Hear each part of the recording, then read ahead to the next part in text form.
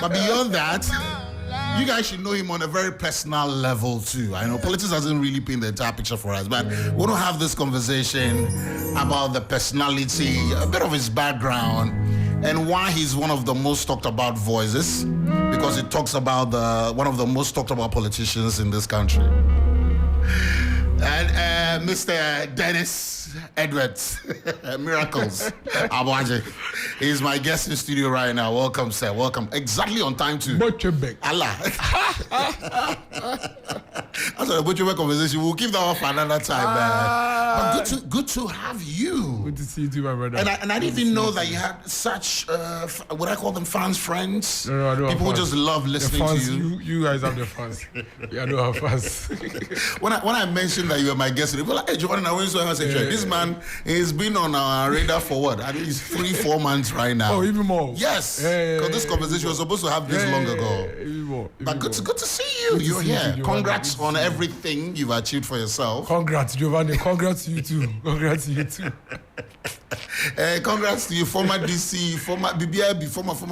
Right from the University of Ghana. You oversaw the beginning of your involvement in politics, even at the student level. I was an agenda boy, you know. Yes, agenda boy. yes. A Crawford Hall boy as well. Agenda. But every time you come out to the cause everywhere. Why? No, you have to cause change. Like you have to exert change. You understand? If you want a thing done, you should get involved, be there yourself, make sure it's happening. So you go to. But you were very involved too, even at more like one of the kingmakers for student politics back then in Legon. So you people would get camps, and then you're pushing favorites here and 1 then a.m. agenda, 2 yes. a.m. agenda. Yes. No, Giovani, we're not gonna make you chop. This one for chop the post, So are you impressed with how far student politics has come of age? I think there's nothing like that. I don't think it's done quite well like it was during our days. I think these days the university authorities are stifling them a bit. I don't think it's the best, honestly, because if they did that to us, I don't think we'll be here. I mean, there are a lot of names. Yes. Plenty of people you see. It's from campus. Plenty. I know. You know, it's from agenda, campus. setting agenda, even for the nation. Even though they should allow them. They should allow them. They should allow them to demonstrate, protest, disagree with them. That's right. Disagree amongst themselves. These days, it's not a happy state on the campuses, honestly speaking. I don't know why. I can't understand why, but I think you should bring them here. Yes, I agree. Ask the vice chancellors, especially the dean of students. That's right. For the influence in student politics is always the dean of students. Ask them why, because I mean it's a breeding ground for. I don't know. I don't have the figures, but I think 70-80% of the politicians almost all of them are from campus. Either they were agenda boys like myself, or they were holding some SRC, JCL. I remember when Senior Hosi was JCL president. Thank you. In the Kwafo Hall. He has this palace. Yeah. That in the morning you come and stand there, and they'll be looking over all of us. And those days I used to come and sit down there and watch and say, Charlie, this guy. How did he get here? That was when I came to level 100. Wow. So you follow them, and you grow into it, then you get involved, then But a lot of the guys from MPP, NDC, CPP, from the campuses. So these days quite disheartening when you see how, because they're not allowing them to voice out, and it's obvious. That's right. You don't even know the calendar, and I hear some say it's because politicians are interfering. Yes, which it's always been. It's always been. No, since Adam. You understand? And there's nothing wrong with that. Yeah. There is absolutely nothing wrong with that, because the university is the university. Right. It's a school for adults. So of course when I was in Legon, I mean they were coming and we were coming and we were engaging and we were plotting and planning and setting the agenda together. What is wrong with that? It was also breeding grounds for a lot of corrupt politicians. No. I mean, corruption is in the church, it's in the palace, it's everywhere. It's more pronounced. No, it's everywhere. It's not true. It's everywhere. Today in Ghana, I don't think politicians are the most corrupt. Really? Yeah, go to the public institutions. Go. People deliberately cause chaos so they can benefit from it. You understand? So I think we need to analyze corruption holistically. One of the reasons why I think we are unable to deal with it completely because we always keep an eye on the politicians. You know, the low-hanging fruits. You know, these guys, come back to you for votes. So it's easy. But I tell you, they are the least corrupt. They are the least corrupt. So we need to allow the investors to thrive. Let's allow them to. Okay. Miracles Aboagye. Well, some of us have different names. We have different names for you, but we'll not mention that. But you've been a very busy man. You're a chartered marketer. You're a salesman. By default, you're an agenda boy, and you're also currently the leader for communication for your party's running mate, Dr. Bawumia. What is it like in a day-to-day activity for someone in your position? It's when you wake up in the morning, what do you do? It's a 24-hour economy for me, Giovani. I mean, for us, you don't sleep because radio. Print, media, TV, online. It's a 24-hour online. It's a 24-hour industry. That's right. And then you come to even the community engagement itself. There's no sleep when you're in a campaign period. So, and the routine is the same. You're engaging people from morning to morning. There's no respite in between the period. So we do power naps. So when I came here, like some 10 minutes ago, I'd already slept. Wow. Oh no, I've had a full nap before getting up and brushing my hair and coming here. So wife not worried? Oh, about your health? She's used to it. She's experienced it for a while now. So she's basically used to it. She understands. Everybody understands. Everybody around me, that's right. I hope actually understands that that's how it is. So you're engaging a lot of stakeholders. You're engaging a lot of people in the space, both internally and externally, because the mandate is simple. Ensure that the message, the brand Bawumia, the message Bawumia, the vision Dr. Mahmoud Bawumia and the MPP is espousing gets to the people. What is the message? We believe that Ghana needs to use whatever we've done so far as a launchpad to get into the future. That there are a lot of things that we need to achieve as a people before we can really get to where it is that we are trying to get to. In 2008, something happened. When the MPP had set the foundation for so many other sectors, it got truncated in the 2008 elections. By change of government? By change of government. And within the 8-year period, most of the things that the MPP achieved were reversed. And the reason is simple. Sometimes I don't blame the NDC too much because the vision is different. The principles are different. How we believe in the MPP, things should be done for this country is completely different from how the NDC believes. So if you truncate it, what you are doing is that you are setting the ground for them to reverse everything and redo it. And so what we're saying this time is, let's complete what we've started. Everything we say we'll do in 2016, we've done a part of it. We're not done. There are a lot of things outstanding, but we've achieved a lot, Giovani. Giovani, we've achieved a lot in the road sector. We've achieved a lot in education. We've achieved a lot in health. Industrialization, so much have been achieved. But there are a lot of things that also need to be done. And so our point is that once we've set the foundation and the base, we need to see to an end what it is that we seek for this country as a political party and as a government. Then afterwards you can take a decision. So there's a message you preach. That is the base. That is a basis for us asking for a third term. Okay. And then Dr. Mahmoud Bawumia takes each of the sectors and espouses specific vision for each of the sectors. So he believes that one of the ways we need to deal with our currency situation is to push and complete the industrialization drive. Okay. Today we have 160 factories that hitherto were not in existence, that government together with private sector has put together. But that is not all. There's something fundamentally wrong with the structure of the economy that we're running, that you are highly import dependent. You import a lot of things. What it means is that you are always chasing the foreign currency. And then the biggest headache even is that when the country you are importing from experiences their own setbacks, it affects you. Even though you are seated here. So I remember somewhere around 2021, 2022, when Turkey's inflation went all the way to 80%. So Turkey, here you are. Turkey is far away somewhere. You sit here in Ghana.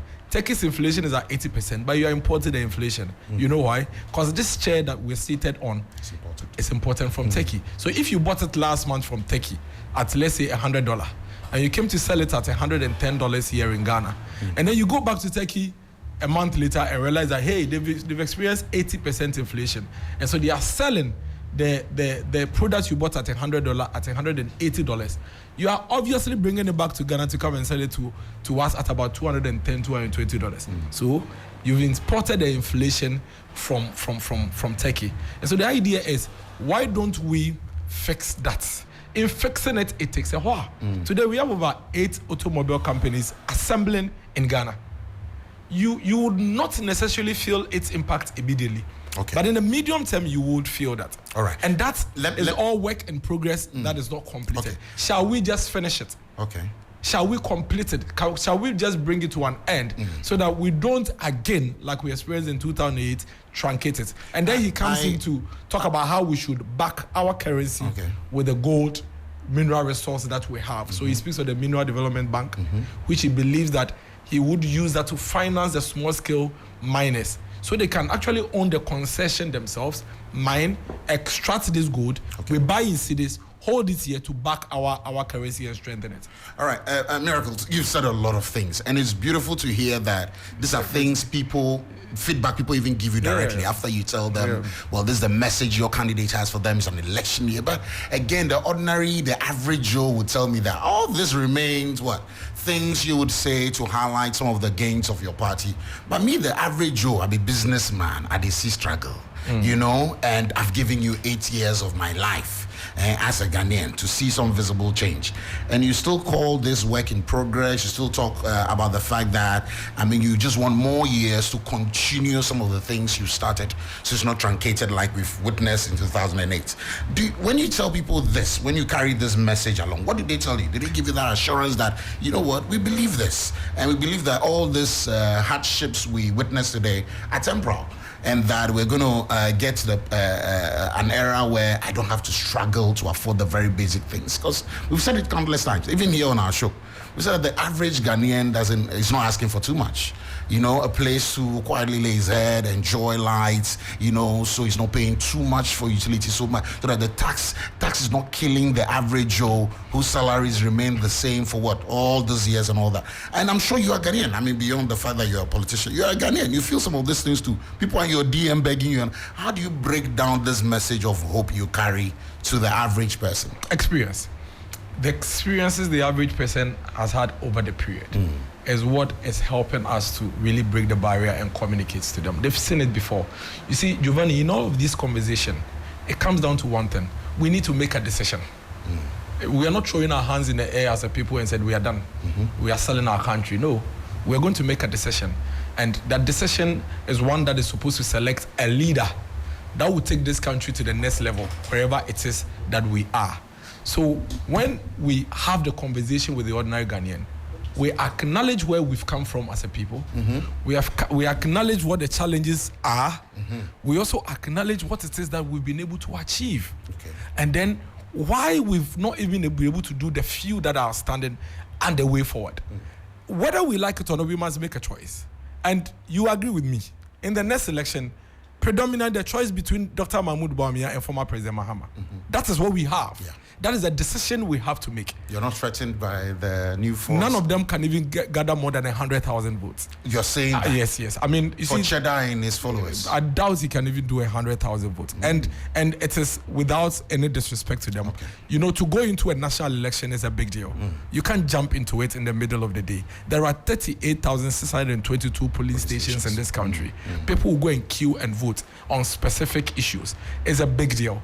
It's not one that you wake up overnight and you make it happen. And that's why, respectfully, I hold that view. You don't think that time for change is now? Ghanaians are fed up of the NDC, MPP, and who want to, just annoy the system, break rules for some. You see, you have a country to build. And you have a future. You have a future to protect. You can't do that on emotions. You can't do that at all on emotions. If you do that, what you're doing is that you're creating a worst scenario for the country. The country has several areas that need to be addressed. What you do is to analyze it and determine which aspect of it you believe is working for you and which aspect isn't working for you to make your decision. Giovani, let's also accept that Ghana is not Accra. You understand? Very, very important. Ghana is not Accra. And then let's also understand that beyond the macro economy, everybody's microeconomy is different. Our microeconomies are not the same. You and I, where we live, we know where we live. Okay, when we wake up in the morning, we have to buy 80 to 90% of the things we need to survive. But you know, there are people that when you cross Adenta and you go into my constituency, Kiapim area, they probably would have to buy just 40% because they are basically domestically at the local economy level, they are generating everything on their own. And so the effect is not felt as much as you feel it here. You understand what I'm saying? So the microeconomy is also a determining factor. If I'm a parent who had about 3-4 children going to secondary school between 2012 and 2016, and then within the period, I spent about, let's say, 50 to 60,000 to get them to go to school. In fact, I saw other neighbors whose kids could not enter school because they couldn't afford this. And then this year, or in the last 8 years, I have 2 children of mine who have gone through this same education without paying a dime. And I've seen my neighbor whose children couldn't afford education in the past, also affording it now, and are in school. It may affect my decision making. It may. If I live in a community where mothers used to die when they go into labor, in a community where we used to have a lot of miscarriage and stillbirth because our roads are bad and we didn't have health facilities. And I wake up today and I see a road and I see a health facility. Yes, prices of water may be high, but I am going to take my decision based on so many things, not just one element. And so when I look at the other elements that are working for me, it may affect my decision making. And so we should not make that mistake to think that the macro economy is the only determining factor of a voter decision. So several things get into the voter's mind when they are going into the poll to cast their vote. All right. Everything that we want to achieve as a country is a process. Even the ones that we achieve now, you get to a point where you realize that you need to review it and still improve upon it. And that is what every Guardian voter is using to take a decision come December 7th. Clearly, we are in an election year, so forgive us if you are throwing the whole voter argument in there now. But people need to survive before the elections, right? Yes. And we're going to want to have that conversation around. Absolutely. I mean, it's how did we get here? And I'm asking this based on the fact that we all thought, I mean, with the way the managers of our economy, your government has managed things, especially during COVID, we all thought that, oh, okay, post-COVID, we're going to be... Let me give you a very typical example. I mean, why are we still paying COVID levy in, 4 years or 3 years after the pandemic? People are asking tax. Yes, we are not paying for toll, but yet we are equally paying more for other areas. And what exactly are you going to be doing differently if your candidate is given the nod for the next 4 years or after election? What exactly you had a very important question. How did we get here? How we got here is common knowledge for everybody. But for COVID, we will not be here. There is no doubt about that. Because if you look at all the indicators between 2018 and 2020, you could realize that clearly Ghana was in a path of growth. Every single macroeconomic indicator you see today, which you are worried about, was perfectly growing in the right direction. We peaked inflation from a double digit around 15%. By 2020, it was a single digit around 8% thereabout. So COVID came. COVID is what happened to us, Giovani. We are not the ones saying it. What is happening across the world is evident. COVID happened to us. We cannot pretend. The pretense will be left with the political class for them to use that to play their political gimmicks. But COVID happened to us. COVID happened when we had to shut down schools and still pay our teachers. COVID happened to us when we had not budgeted for a certain salaries, but we had to recruit more nurses and more doctors to be able to take care of us. COVID happened to us when we had to look for more money to pay allowances that we had not planned for. COVID happened to us. COVID had happened to us when, because people were not productive, government had to put in place social safety nets to ensure that they felt some cushion around them. COVID happened to us. Industries shut down. Companies shut down. Tema, you were here when you had 300 workers affected by COVID in factories in Tema. They had to shut down. All these things have effect on your economy. At the time when these things were happening, the president told us. And that is why it's always important that we play that voice. He said that, listen, where we have gotten to, we have a single choice to make. We have to make a decision as to whether we want to save lives or want to protect our economy. When we lose a person, we cannot get the person back. And listen, there's a brother of ours that you know that passed during the COVID period. He passed at the heat of COVID. If our friend, I don't want to mention his name because I don't want people to recollect the memory. If he was alive today, and we understand and we knew how we are managing COVID like we are doing today, I'm not sure he would have died. But he died at Fiesta. As a Fiesta, M Plaza. You know M Plaza was an isolation center. He died there because that was at the height of it when nobody knew how to manage this pandemic. Something we had never experienced since 1920 as a world. And so when it happened, it didn't only affect our health, it affected our economy, it affected every aspect of our lives. Then we managed to find a way around COVID. So we started opening up the economy. Just when we were opening up the economy, then Russia-Ukraine happened to us. You see, whenever you bring Russia-Ukraine up, everybody that understands economy and understands governance knows it, except when they want to play mischief. So the bombs are not thrown into Ghana. The bullets are not fired in Ghana. But this is what happens. We import a lot of things from Russia. We import a lot of things from Turkey. And we import a lot of things from countries who rely on Russia and Turkey for their raw material base to produce for us. So like it happened in during the COVID era. Because we import a lot from Asia, Asia shut down for almost a year. You are aware of that. And when Asia shut down, what happened was that it affected production. So this is a direct implication. Things that we used to buy from China that were costing $1, because they had reduced production, it had increased demand and the supply was not there. And so these same things were now costing $5. What it means is that naturally, when you go to China to go and buy the same thing you used to buy, it's going to cost you more to bring. And then when it gets here, you are going to sell it at $6 instead of $2 that you used to sell it. Now, the other implication on our currency is that when you are going back to China to go and buy, previously, you were using $100,000 to go and buy because you were buying one at $1 and you need to buy 100,000. Today, even though you are going to buy the same 100,000 quantity, the dollar has gone up as a result of the hike of price from China. And so now you need $600,000 to go and buy from China. Where is the $600,000? You have to go and scramble for it. As you are scrambling for the dollar, which we don't have so much of it, what happens is that the dollar price, that's what, it goes up. That is what basically happened to our currency. Now, you go to Turkey, you are going to buy from them. Turkey relies heavily on Russia, Ukraine for their raw material base. And so Turkey is also struggling. So you are going to buy it at a higher price. It comes to Ghana, you sell it at a higher price. It affects your inflation. It affects your exchange rates because you need more dollar now to go back to Turkey and go and buy. Forget what we buy from Russia and Ukraine. Brazil, Vietnam rely on Russia and Ukraine for the base, for the nitrate and all the fertilizer base that they need to produce fertilizer to plant their rice and stuff that we buy from them. Now they are not getting the supply as they need it. So when you go to Vietnam, you go to Brazil, the things you are going to buy from them to Ghana, the prices have gone up. Containers that we used to import to Ghana, which were sold at $3,000, $1,000, started selling at $13,000. So obviously, it is only when you want to do politics that you will not understand how we got here.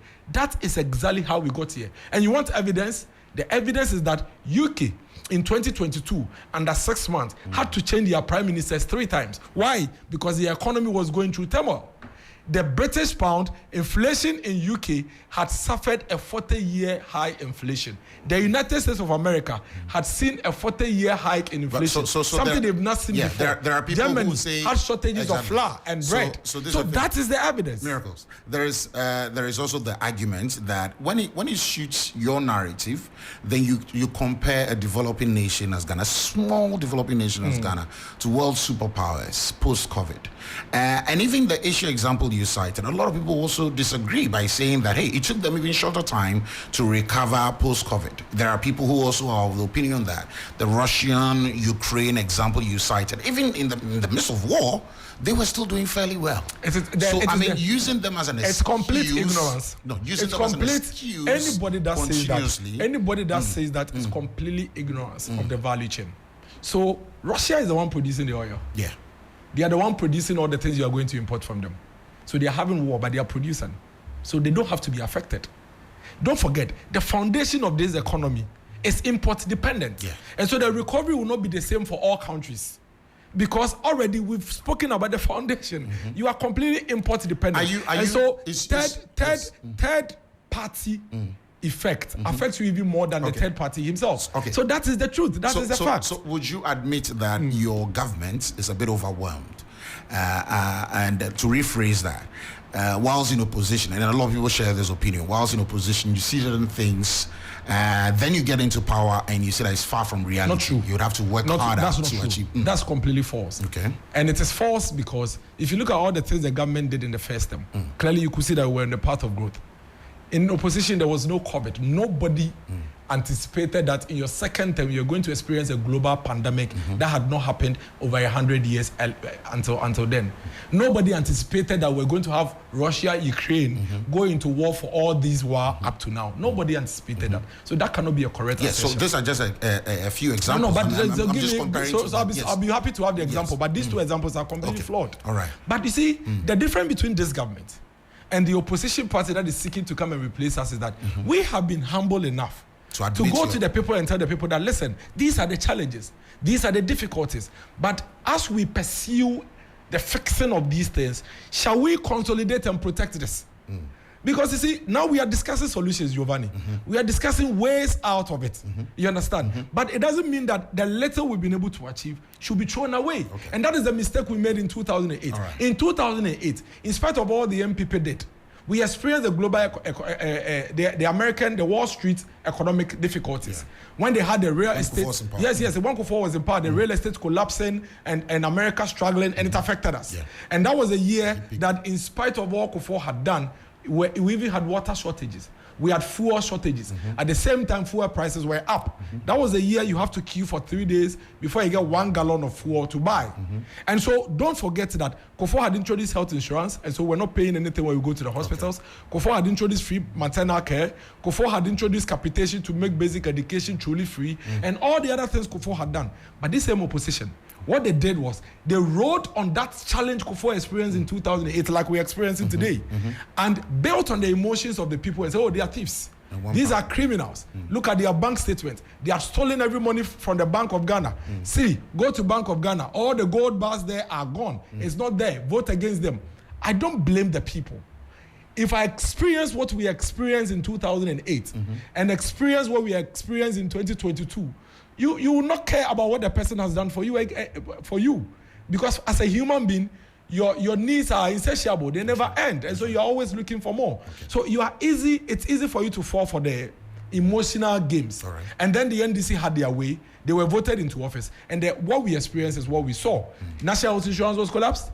100,000 Ghanaian children thereabouts were left on the street every year because their parents were poor and they could not afford, and there were not enough classrooms. They did nothing about industrial base. We had Dumso for 3 good years out of 4 years, which they fixed whilst they were leaving power. So how can something you fix still be there? How can something you fix be there? So they fixed whilst leaving power. So you fix it. So why are we not experiencing? Why are we experiencing it under your government? So you see, that is why. No, but we had enjoyed. Hold on. You mentioned it. We enjoyed what? We had enjoyed lights on continuously. Hold on. I'm telling you. See, let's get into that. No, but you raised that yourself. First of all, it is false. It is not true. The NDC never fixed Dumso because as at March 2017, we still had Dumso. As of June 2017, we still had Dumso. Dumso truly was eradicated from July. And you know why? When we were in opposition... July which year? 2017. Okay. When we were in opposition, we consistently said, Giovani, that the Dumso problem was a financial problem. Because what the NDC did was simply go abroad and go and tell the people that you have a generator, bring it to Ghana. Please, bring it to us on credit. Whether the power you produce, whether we use it or not, we'll pay. Take or pay. And so you just bring it. And they brought a lot of generators.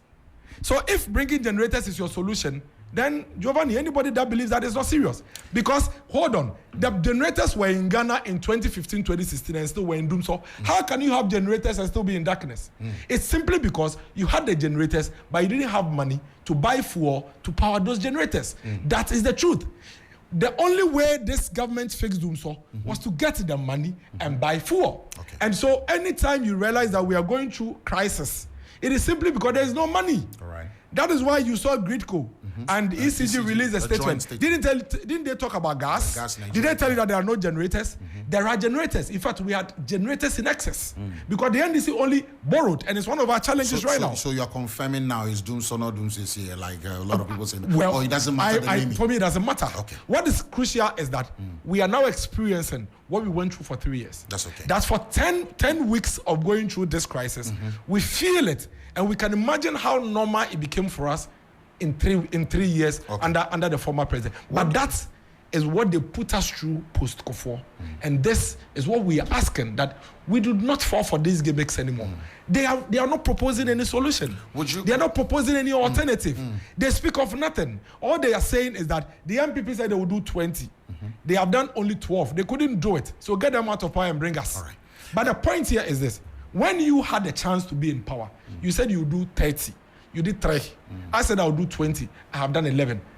You don't automatically come to office because the government in place hasn't done all he said he would do. What you do is that you go and propose cogent solutions. Miracles. And then when those cogent solutions are proposed, the people will weigh and take a decision. Here you are, the government of the day, the flag bearer of the MPP, is rather moving around and telling the people sector by sector what he believes moving forward would have to do as a country, and the opposition are just home complaining. All right. Is there a confirmed date for the announcement for your running mates? We are almost months into the election. It could be tomorrow.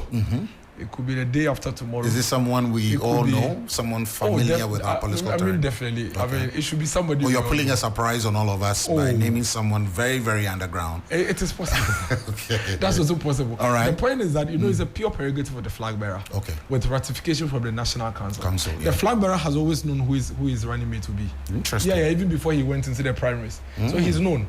But we have our strategy, we have our calendar, we have our plan. Know when. And you're not worried that might affect your build up to the election? The running mate is on the ballot paper. No, what it means is then it becomes a 3-tier approach. No, but Dr. Bawumia himself in 2008 was nominated in August. Well, what it means is he alone cannot have the campaign should be 3-tier, Yeah, but so far... Or you have a different strategy to yours. But let's even analyze it completely. So our opponent was elected a year, and a year after he elected, he nominated his running mate. Yeah, but she is familiar with the. But so you don't know who we are bringing. By the last election, she was. Anyways, we'll get into that too. We wish you well, at least. I know. Well, there's a demonstration today going on for this hands off our hotels. There's a demo on there. We've seen some pictures online and all that, and they're calling on some names or prominent names within your party to stay clear of some of these hotels, and they are calling for proper investigations into some of this. What do you make of it? I'm sure you've seen it pop up on your timeline. I think that we are in a democracy. Everybody should be allowed to express their view. Okay. The same way others are protesting, others are also in support of the decision of Snit because it's a business decision. Okay. The most important thing is that Snit has a board that has several sects of people represented on the board, including workers and all of that. And the board has taken a decision. I think that whatever decision they've taken, they might have gone through some work to be able to arrive at this point. And Snit is the one with the mandate to pay me my pension. Okay. All I care about is that when I go on pension, they should pay you. They better be in the position to pay me. But for me, I don't think there's anything wrong. But what is quite interesting is you have people who have bought state assets on the street campaigning against sale of state assets.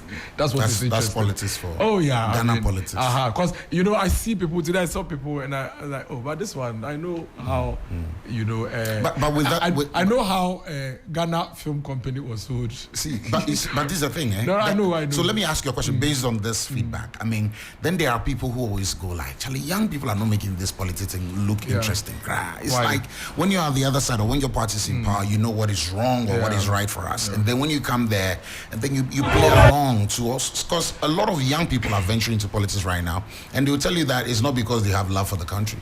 is because they also want to feed family. And then this grab and go attitude. They may be wrong. I know politicians who are riding Okada. I know politicians who are riding in Trotro. Trust me, believe me.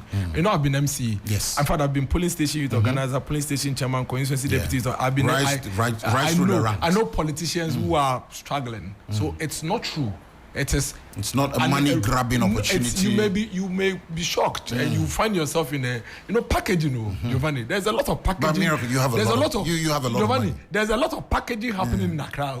I know. If you follow Accra is not Ghana. Accra, if you follow packaging, there are ministers, former ministers you see today, and there are former members of parliament, former chief executives. Giovani, when you have political office, there are certain things that are due you, that if you don't take care, you are seated and you see the person, you may mistake. I mean, Giovani, when you become managing director of Media General and per your appointment, there's a Land Cruiser for the managing director of Media General. You go drive him, so that's what you go drive him. Okay.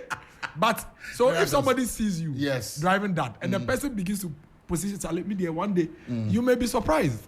You understand? So let's erase that from our minds completely. It's not true. Get into politics because you are passionate about it.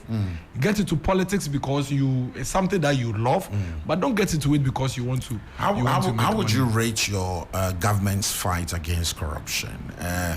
Why are we not? I mean, with all the allegations of corruption, even against former government appointees that your party came into power trumpeting, why are we not having more than we have in our jails? Like, why are we not in jail? You see, there are several things around the corruption conversation.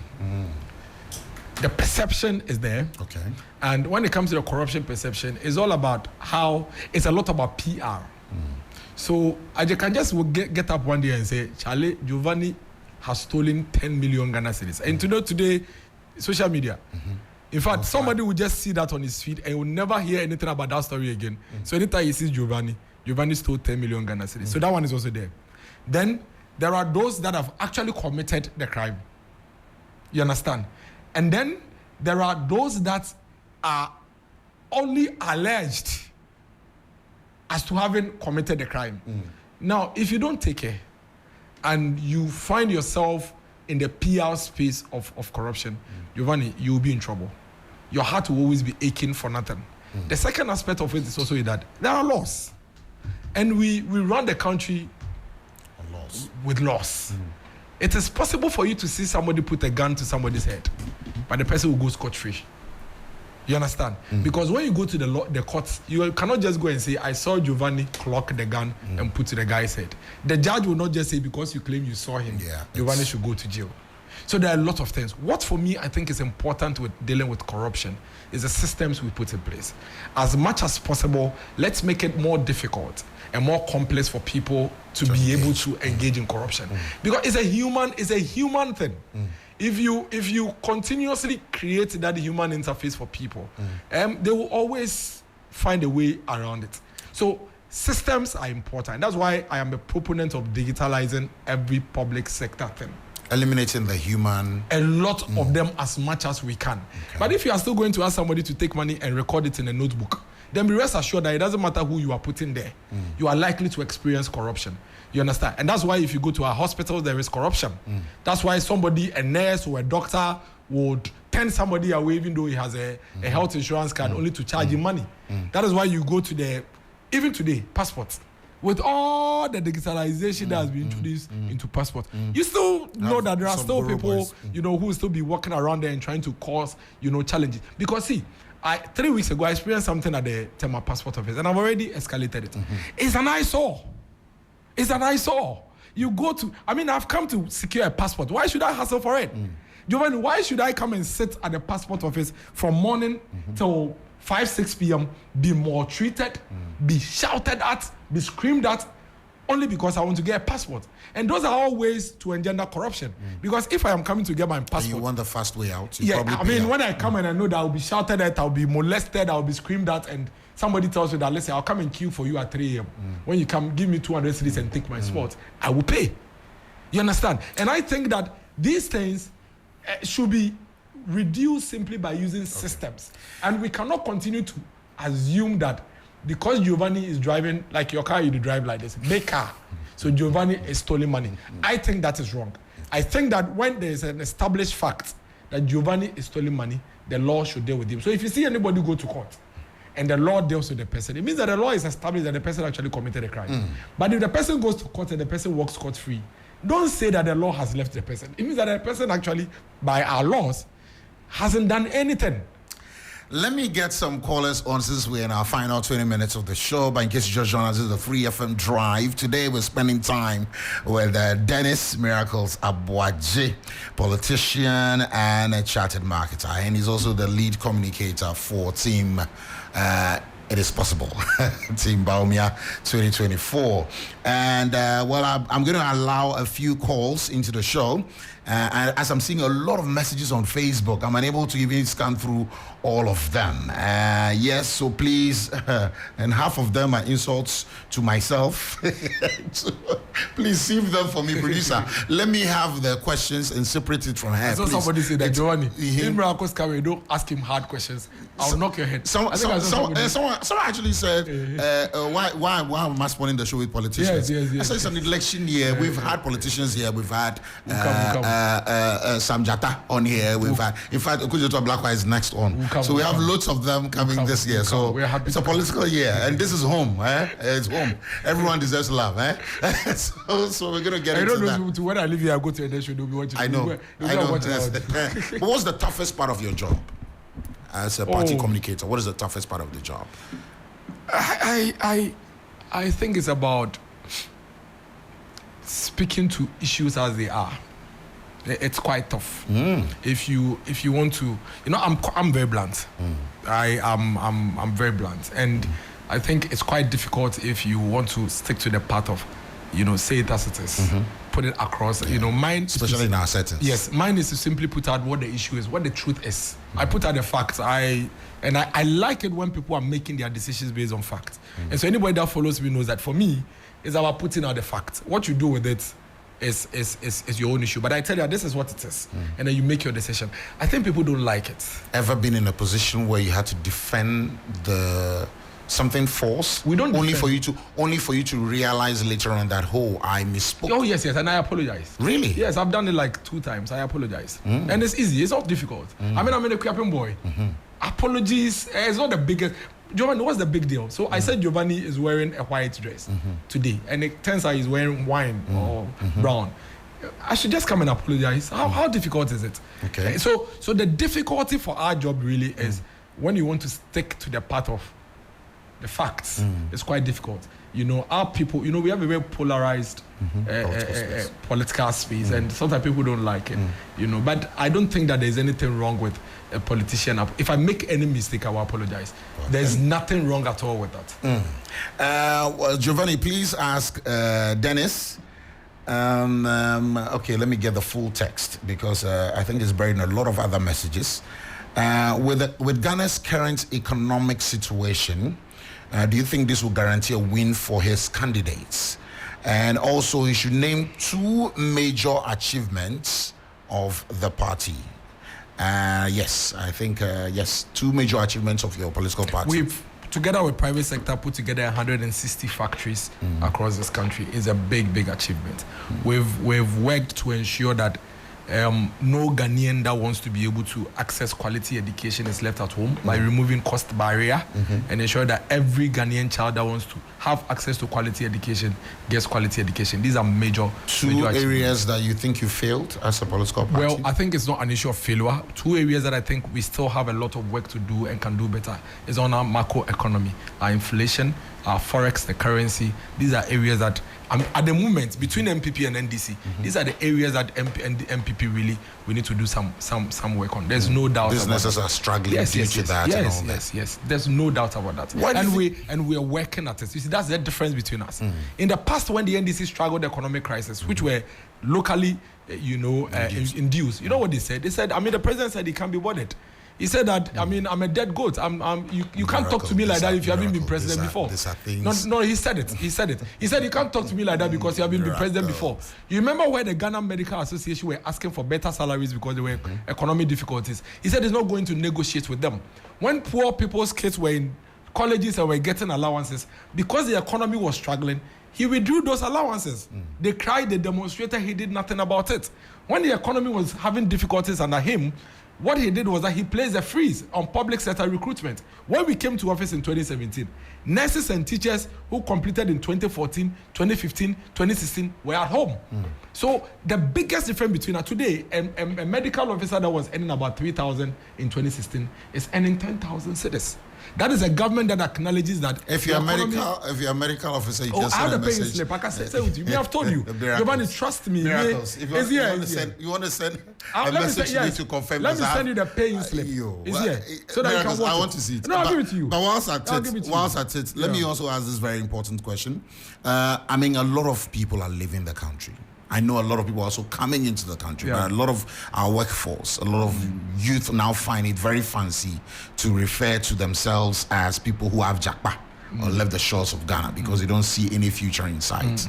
What do you tell people? There is nothing wrong with that.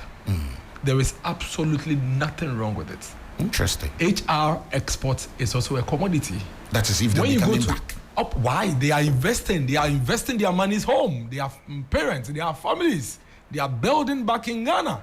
They don't have to necessarily come and live here, but they are investing back home. No, some are living because conditions are tough. Some will tell you that I would even survive where there is war. There is nothing wrong with that. Is that not scary? No. Even if you're not feeling the impacts now, there is it's not nothing wrong. In 4 or 5 years, we'll be the most struggling with some of countries these best brains in the world, the most advanced, some of the great 8 economies, one of their biggest commodities exports.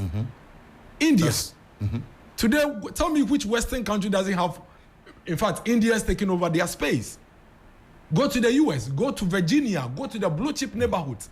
The point is that if you have nurses at home whose services are needed in the UK and can go there and go and work and make forex and bring it back home, let them go. Train more and let them fill in the space. There's nothing wrong with it. But there are nurses at home with no job. Exactly. Let's stick to the main issue. You raise the main issue of living. There's nothing wrong with living. Because if there are some here who don't have job and there are job spaces, we are in a global space now. The global economy is a single unit now. So if there are job spaces in the UK and says that come and teach, why shouldn't you go? Go there, make the forex, bring it back home. There is nothing wrong. And let me tell you something. Traveling outside Ghana didn't start today. Do you know Storeway? Of course. Storeway. You know Storeway. But we paid for those. We paid for those big time later. Even now, Libya travels has gone down. But it used to be a big deal in the past. There is absolutely nothing wrong with export of human resource. It's also a commodity. Well, Dennis, want to say big thanks. I want to say big thanks to you for spending time with us today on the 3FM Drive. We're looking forward to. We're not going to do politics. Yeah, I said we were not going to do that. That'd be the hook. I said we're not going to do politics. I think no problem. But people wanted to know this. So let me quickly activate the phone lines for the last 5 minutes of the show before Beatrice and the team takes over for her edition. 0559 242 717 0559 242 717 and 0556 910 154. Miracles Aboagye is here as guests. And a quick one here. So Kim Paluta, was he giving some money to, you're on the campaign trip, no? Yes. Yeah, so that photo opportunity or that video we saw with Dr. Bawumia has gone viral. A lot of people saying the guy decided to go MPP. Nasi has sung for the NDC. Was he bribed? Nasi. Rex Omar sings for the NDC. In fact, he's out there publicly for the NDC. Is he bright? There's nothing wrong. I listen to Nasi songs. I listen to Rex Omar. I watch Mr. Beautiful. That's right. I listen to Abeku Santana. I like KOD's show. There's nothing wrong with all these things. It's only the NDC that have a problem with a musician supporting the MPP. We in the MPP, we don't have any problem with a musician or an artist supporting the NDC. There's nothing wrong with that. I think they should grow up. You think people who say the NDC Kimpaluta is what have they said same? sold? Have you heard them say same about Nasi? It's disrespectful to the gentleman. Why is it that Nasi can go and campaign for John Mahama? Why is it that Abeku Santana, Rexoma, KOD, all these guys can campaign for John Mahama, but others cannot campaign for So him? is it confirmed that he's campaigning for you? No, he has even spoken publicly that he's not even campaigning. Like, even if he is, what's the big deal? Let's have this question from our listener. Hello? Hello. Yes, sir. Good afternoon. Welcome to the 3FM Drive. Let's hear you. Yeah, Giovani, this is Bilal speaking from Macedonia. Okay. Yeah, you see, there is all what he's saying. Nobody is arguing with his opinion.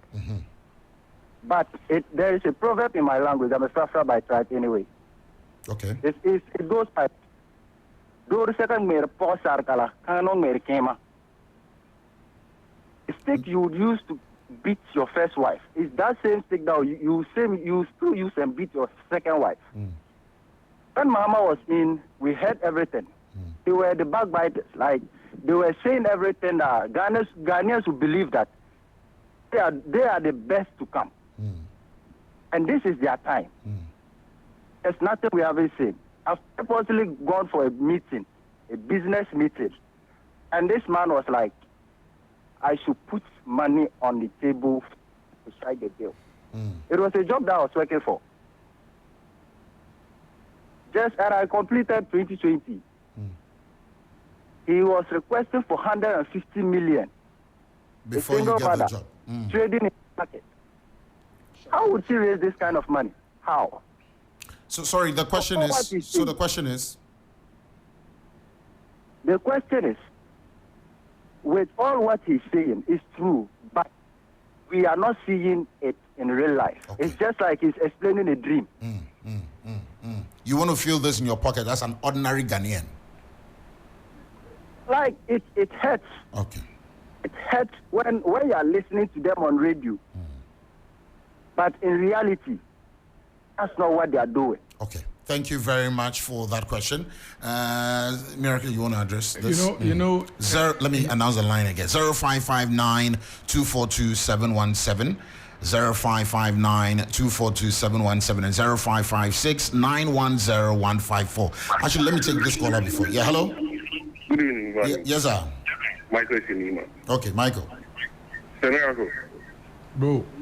I remember we voted out the previous government due to certain things we faced economically. And then, once like my other colleague caller said, you guys were always on the neck of the then government. So, as it is in your turn now and you are facing same economical challenges, what has been your difference? Let me see a difference between the previous and then this government, please. Okay, Michael. Thank you so much, Michael. Who's next on 0559 242 717? Hello? Yeah, hello? Yes. Your name and where you calling from? This is John calling from Amale. Okay, let me hear you, sir. Yeah, good day to our able brother in the studio. In fact, a very, very interesting highlight. But as they say, I saw one somewhere may say they might have been tired by now. Why wouldn't they go and rest and let them? Because me for instance, I'm not a politician, but I've seen that things for now it's more or less getting out of hand. Doesn't they think if we give them another 4 years again, they may feel relaxed? Though they've done well, in any way they've done well, but still, the system hurts. The system hurts. Okay. But I must say, recommend my brother, Miracle. In fact, it's to greet our former communication, Kojo Ponguma. In fact, it's to greet him. It's to greet us, him for us. It has been a long time we've been here for him. Though he's not at that sector again, but it's to greet him. All right. Thank you. Thank you so much. Yes, final caller, and then we take your answers. Hello? Yeah, hello? Yes, sir. Good evening. Evening, my brother. What's the name? Where are you calling from? Soldering from Achimota Christian Village. All right, let me hear you. Yeah. I wanted to use this opportunity to tell the man in the studio.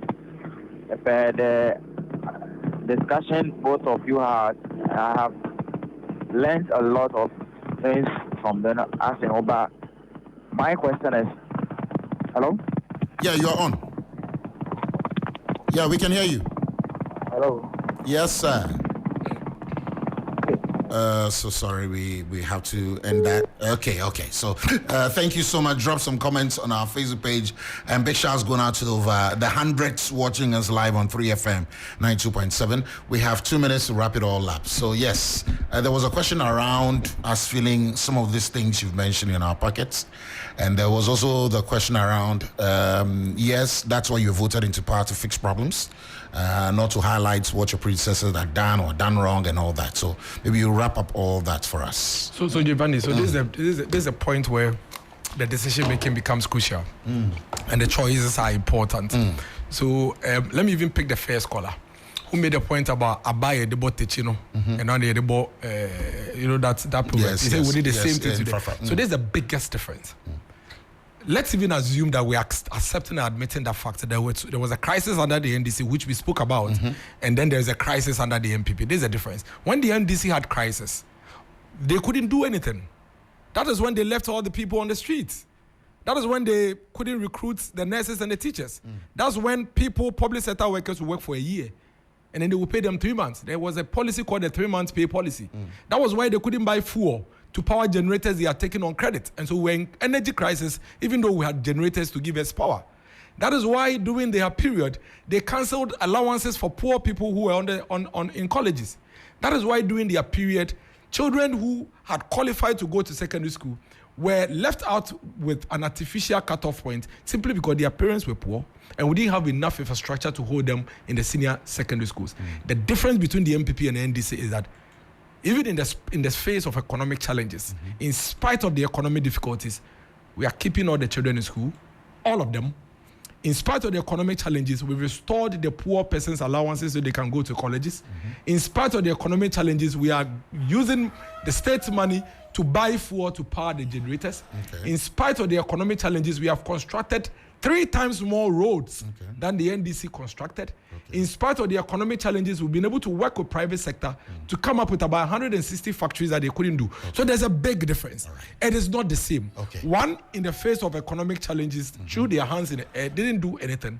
In the face of these challenges, which we all admit, we have a scorecard to show.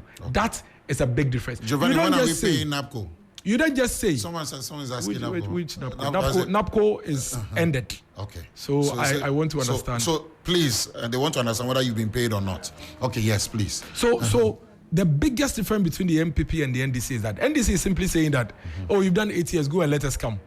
And that when we were there, we also had economic challenges. You said it. So we are saying it because of the economic challenges. We are saying that in the face of our economic challenges, we are creating respite for the Ghanaian person. And that is why when they had economic challenges and doctors were asking for better conditions, they said they are not going to negotiate. But we have tripled the salaries of teachers and doctors and public sector workers within this space to cushion them and make sure that in the face of the economic challenges, government is there for them. It makes a lot of difference. Thank you very much, Dennis Miracles Aboagye, Director for Communication for the DMB 2024 campaign.